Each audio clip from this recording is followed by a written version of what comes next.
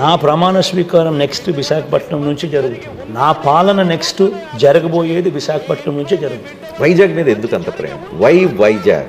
Vizag is the biggest city in Andhra Pradesh. ఎవరు ఒప్పుకున్నా ఎవరు ఒప్పుకోకపోయినా ఇది వాస్తవం. వైజాగ్ లో ఉన్న ఇన్ఫ్రాస్ట్రక్చర్ ఆంధ్ర రాష్ట్రంలో ఏ సిటీలోనూ లేదు. అక్కడ మనం పోయి ఎప్పుడైతే ఓనర్షిప్ తీసుకుంటామో, ఇంటర్నేషనల్ ఎయిర్పోర్ట్, ఒక ఐకానిక్ సెక్రటేరియట్, ఒక ఐకానిక్ కన్వెన్షన్ సెంటర్, ఒక iconic stadium with international airport. ఈ పక్కన 40-50 వేల ఎకరాలు ఉంది కదా, ఇక్కడ కట్టేసేయచ్చు కదా.